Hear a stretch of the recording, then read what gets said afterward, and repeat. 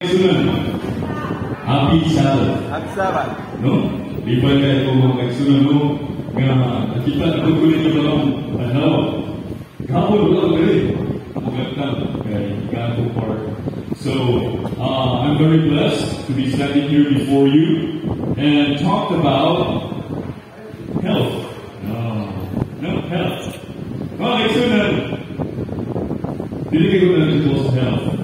Pero, kay young people, wala tendency sa mga young people, di ka mabalata sa ilang health. Kaya ito mo ba isa, dito po, tao sa pagmamahal.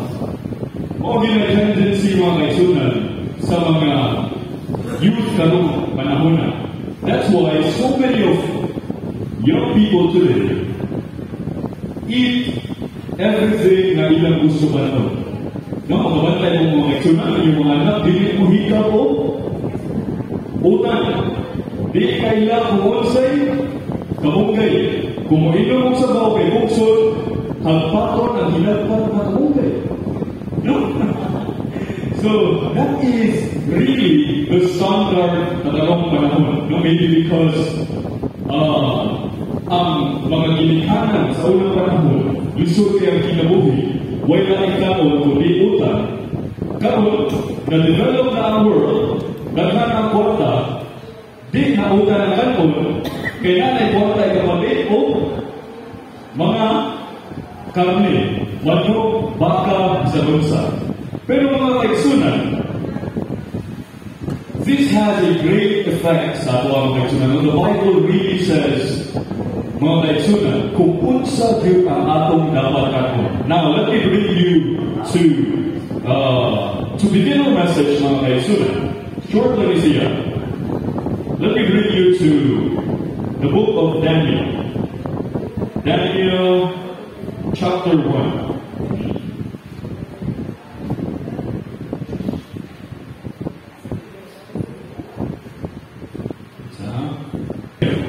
Chapter 1, verse 8. No scripture reading again. But Daniel was determined not to defile himself by eating the food and wine given to them by the king. He asked the chief of staff for permission not to eat these unacceptable foods. Now God had given his chief of staff both respect and affection for Daniel.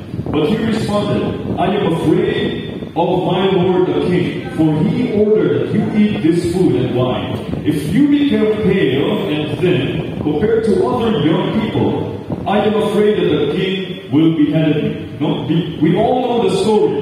Daniel never and his friends gayon sila sa mga chef or rosary. Ang tao nga nagdumala sila ng mga kaigsunan nga dili mi mukaon sa inyong ipakaon. Kay babaw mi kung sa ipakaon sa among Ginoo. Ingon na ang nagdumala nila mga kaigsunan, wrong chef, ingon siya. Mahadlo ko. Pero bigaan siya o kasi sa Ginoo nga maminaw ni Daniel. Ang Ginoo nag-ingon o nag-touch the heart sa kabundiin na ni Daniel na mag-move siya. Pero naagyan ko yung daw mga kaigsunan. Kay tungod sa unang panahon, kung sa isugo sa king, mo ginasugod. And then, no questions asked. Unya, here comes Daniel. Here comes Daniel and his friends. Ingon, dili kumukaon ani. Unya, tungod na mga kaigsunan, hadyo ang katong chef ng mga kaigsunan. Ingon siya nga, kung di mo mukaon, unya, lain ako mukaon ninyo sa inyong request. Unya, dili mo pilas katambo, di mo kapilas ka healthy sa unong tao, pagyod ko sa Ginoo.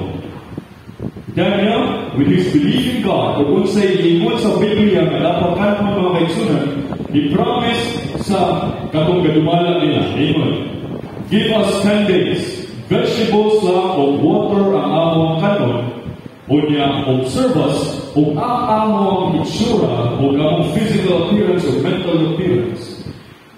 Kaya, gamay ba o mulabaw sa mga tao na ikaon ang king's food. Dahil mga isunod, to work the long story short, we all know the story. After 10 days, nakita sa tao nga nagdumalak nila nga si Daniel and your friends, more smart, much smarter, mas healthy, o mas physically fit sa iyang mga peers. Now that is a testament in itself, mga kaigsunan, kung unsa ang gahom sa Ginoo. Nag-ingon gyud ang Ginoo, mga kaigsunan, kung unsay dapat ako kanon, mga kaigsunan. Now let me take you to Genesis chapter 1 verse 21. Meaning, Genesis chapter 1 verse 29, rather. Let me read.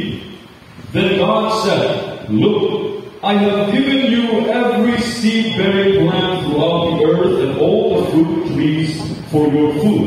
And I have given every green plant and food for all the wild animals, the birds, the sky, and the small animals that scurry along the ground, everything that has life." And that is what happened. Mga kaigsunan, di ko na Ginoo, mga kaigsunan, I will give you every seed-bearing plant and everything that has fruit with seed in it. That will be yours for your food. Now, ang kani sa unang panahon, mga kaigsunan, it wasn't just about surviving. Dili na sa mga piras kalon. This was about thriving, mga kaigsunan. And God's original diet, mga kaigsunan, was designed para muhatag nato strength and clarity sa atong utok, mga kaigsunan. Long life and a connection to Him unmarred by the cloudiness of poor health.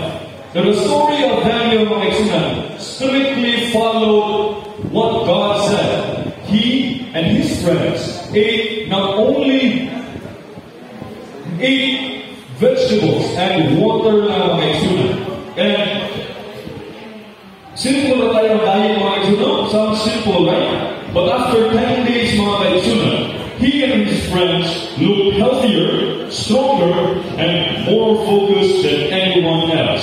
Then after 3 years, mga kaigsunan, with the same diet, vegetables and water, mga kaigsunan, God blessed them with knowledge, wisdom, and understanding. Ngayon ang Ginoo ang hari, mga kaigsunan, na-impress sila sa Daniel and his friends kung ihimo sila royal na mga members, mga kaigsunan, para mutamba sa king kung naa siya'y kinahanglan, mga kaigsunan. Now, let me ask you, paano man, mga kaigsunan, na it matters for us now?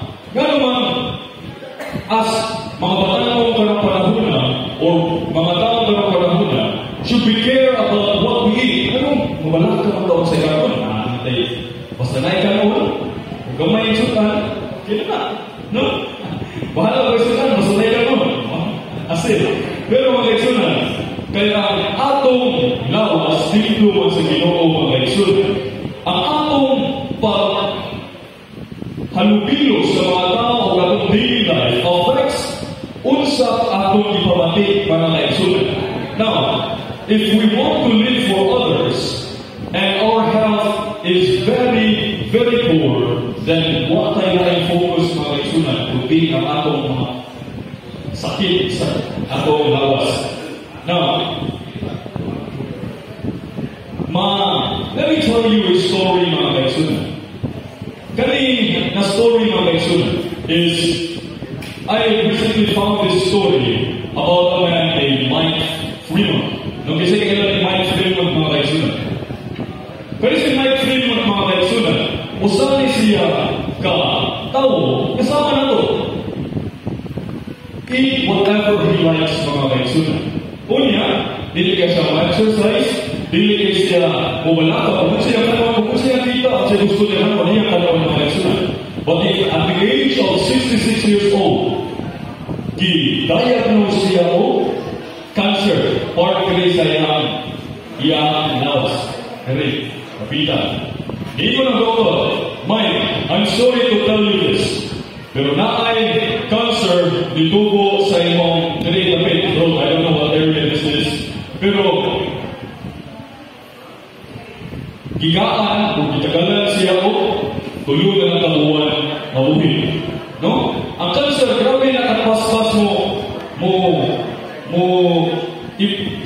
rate of growth sa cancer. Kung ma-diagnose ka cancer, pag human pinaka-semana na, pinaka-adlaw ng reaksyon, Unsa man? Mamatay dito mga kaigsunan. Unya, gi-advise siya yung mga doktor mga kaigsunan.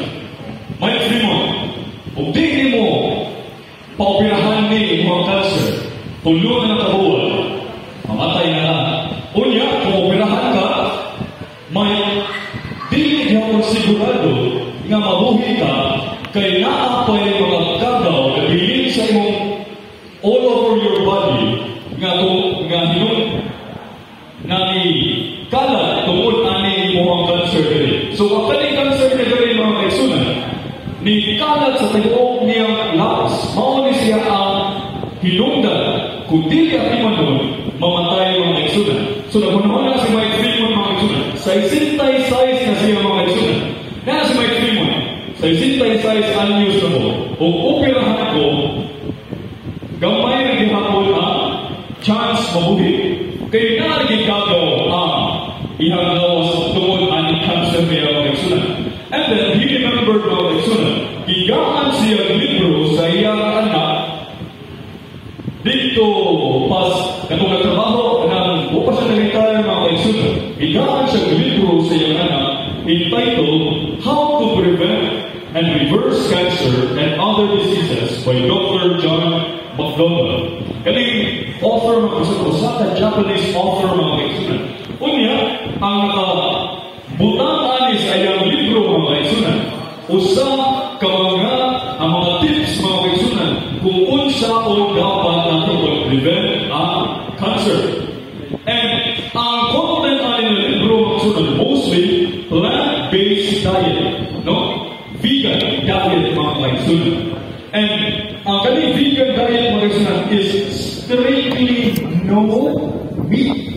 Plant-based vegetables, unsa ng mga plant-based na pagkaon ang ipakaon ni Mike Fremont. Ang tungod kay kamag-yunong niya siya mga kaigsunan, 3 months na lang, huwag niyo siya duha-duha, iya kayo bisunod ang diet mga kaigsunan kay ikaw na din, hapit ka na mamatay, di ko yung masunod sa ipagin mo sa doktor niyo. Kaya kung gusto mo ka mabuking mga kaigsunan, mukha mo siya mga kaigsunan. Then, he devoured the learning that he had because of book mga kaigsunan, and with commitment and consistency mga kaigsunan, iya gisunod ang plant-based diet mga kaigsunan. Then, he realized or observed something hitapok sa iyang lawas. 2 weeks after eating plant-based food mga kaigsunan, ingon siya, nawala ang akong mga arthritis diri sa akong gamot, sa akong joints, sa akong liog, sa akong tuhod. Unya, nalipay sa iya 2 weeks, grabe ang effects, no? Duha na kasimana, huwag kang naiyang mga sakit-sakit sa mga arthritis. Then mga kaigsunan, after that mga kaigsunan, nagpa-check up siya balik mga kaigsunan a year or 2. After 3 months mga kaigsunan, naiwan siya, ito ako namatay. Unsa mo rin, ako pinagtataron. Eh wala na nagayapon siya, nalimutan niya mga kaigsunan, and then, paghuman na mga kaigsunan, naka-realize na hindi siya pag-doctor 2 years after siya i-diagnose na tulo na nakabuwan ang iyang tagal. Pagkato na si doktor mga kaigsunan, i-check up siya mga kaigsunan, naaba ang cancer diri, ang dako na cancer, pero ang katong magagaw mga pamatay, 90% of motoy ikon niya mga kaigsunan.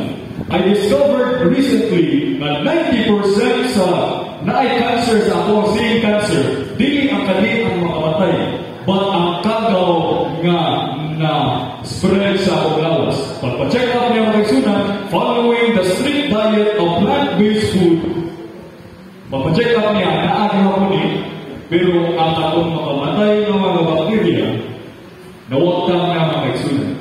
Then miraculously mga kaigsunan, iyan na yung operahan ni Dere.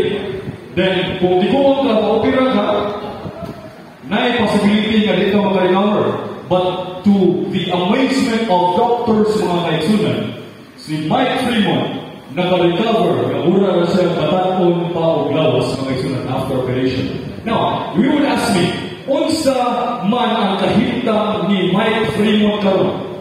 66 years old siya mga kaigsunan. That was way back 19 O para anak ko sa tingkat at mata.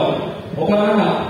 Karon mga igsunan, currently, Mike Fremont is 105 years old. Gadagan pa ako 10 kilometers every 3 days. So, budagan siya o every week, budagan siya o 30 miles. 30 miles mga kaigsunan. At 103 years old, budagan pa siya 30 miles. Kanya nakagaaw pa siya o mga Guinness World Record as the oldest person para makadagan pa sa karong panahon. 103. His advice, follow plant-based diet, regular exercise, and make meaningful connections sa imong physical. Kay kung what kay good diet, what kay exercise, kunya mas kinaakaan ng duha, kung wala kay good connections sa imong physical, then it will all be for naught. So mga kaigsunan, I hope that this message, mga kaigsunan, especially sa youth, will inspire us to read the Bible and study His Word kung sa gyud ang kabutod sa Ginoo sa ato ang diet, mga kaigsunan. And I pray that this will inspire us to change the things na feel na to sayop sa atong kinabuhi to live a healthy life. So thank you so much and God bless us all.